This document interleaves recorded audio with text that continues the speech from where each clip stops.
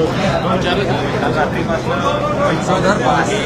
अनेक ठिकाणी जे आहे पाणी साचलेलं आहे. मोठमोठ्याला जे रस्ते ट्रॅफिक जामचा सामना लोकांना करावा लागतोय. एकंदरीत नाले सफाईवरनं बऱ्याचदा तुम्ही पण आवाज उठवलाय. काल आपण रात्रभर पाऊस पाहिला असेल मुंबईमध्ये आणि पहिल्या रात्रीच्याच पावसामध्ये मुंबईत आता मी तो टिपिकल शब्द वापरणार नाही, मुंबईची झाली तुंबई वगैरे, कारण हे खूप आम्ही आधी पण पाहिलेलं आहे आणि मला मुंबईला कुठचाही दुसरा शब्द वापरलेला आवडत नाही.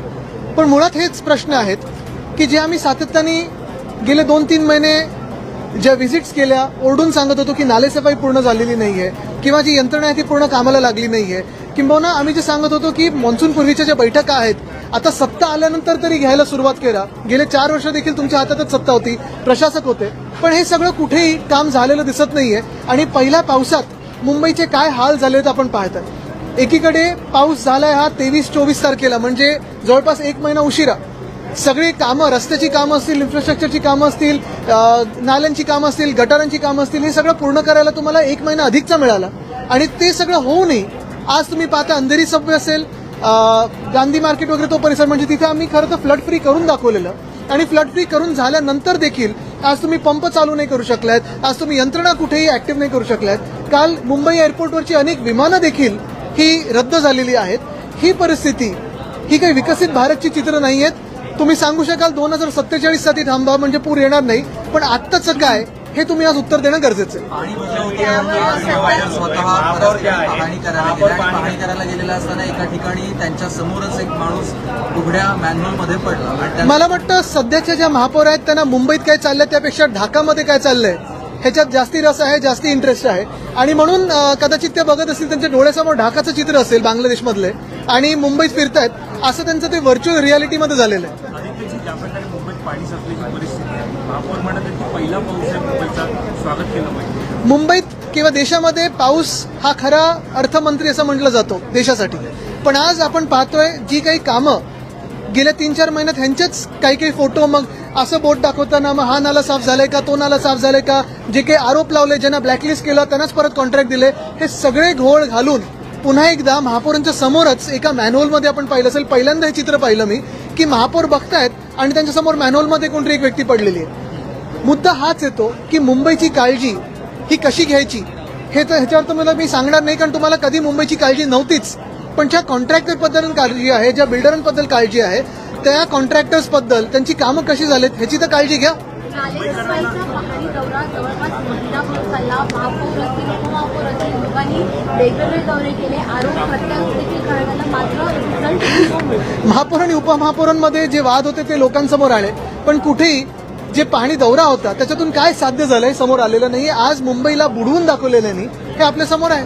त्याचबरोबर सत्ताधारी आमदार मात्र या सगळ्यामध्ये ज्या प्रकारे पाणी साचतं, त्या मुंबईकरांना रेल्वे असेल, रस्ते वाहतूक असेल, ज्याचा विळंब होतोय सातत्यानं. नाही, प्रत्येक मुंबईकर टॅक्स पेअर आहे, पण मुंबईला परतावा काय मिळतो केंद्र सरकारकडून, महाराष्ट्राला परतावा काय मिळतो ह्याच्यात एक वेगळा विषय आपण करूच. पण महत्वाची गोष्ट हीच आहे की आता पण पाहिलं असेल गेले 1-1.5 महिना मुंबईमध्ये पाण्याचे टँकर हे वाढले होते. मुंबईत पाण्याचे कट्स हे 10% सांगत असताना देखील जवळपास 40 ते 50% पाण्याचा कट होता. अनेक ठिकाणी पाण्याचा दाब नव्हता. आणि हे सगळं झाल्यानंतर अचानक काल पाऊस आला आणि महापौरांसमोरच एक मॅन्युअलमध्ये व्यक्ती पडलेली आहे. म्हणजे ना तुम्हाला धड पाण्याचा दुष्काळ किंवा टंचाई सांभाळता येते आणि ना तुम्हाला धड पाण्याची अतिवृष्टी सांभाळता येते, पाऊस नाही सांभाळता येते. अतिवृष्टी पण झाली नव्हती काल रात्री.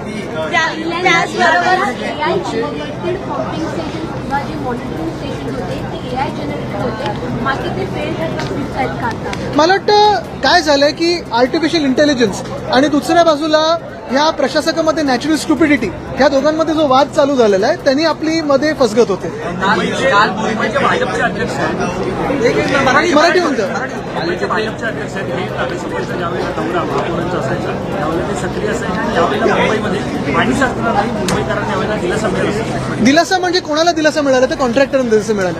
आणि महत्वाची गोष्ट मी तुम्हाला परत एकदा हीच सांगेन, ना तुम्ही डिसॅलिनेशनचा प्लॅन पूर्ण करू शकलात गेल्या 4 वर्षामध्ये आणि ना तुम्ही जे काही आम्ही रेन वॉटर होल्डिंग टँक्स करत होतो ते पूर्ण करू शकतो. आणि सुव्यवस्था उरला नाही का हा एक प्रश्न निर्माण असेल, कारण का एका ट्रेनमध्ये जमावमध्ये एका भयानक आहे तो व्हिडिओ, आम्ही पण पाहिला. पण मुंबईमध्ये काय महाराष्ट्रामध्ये तुम्ही पाहिलं असेल कायदा सुव्यवस्थेची परिस्थिती ही अशीच आहे. बरं, गृहमंत्री स्वतः मुख्यमंत्री असून देखील आज आपण पाहतोय अनेक औचित्याचे मुद्दे देखील इथे सादर केले गेले.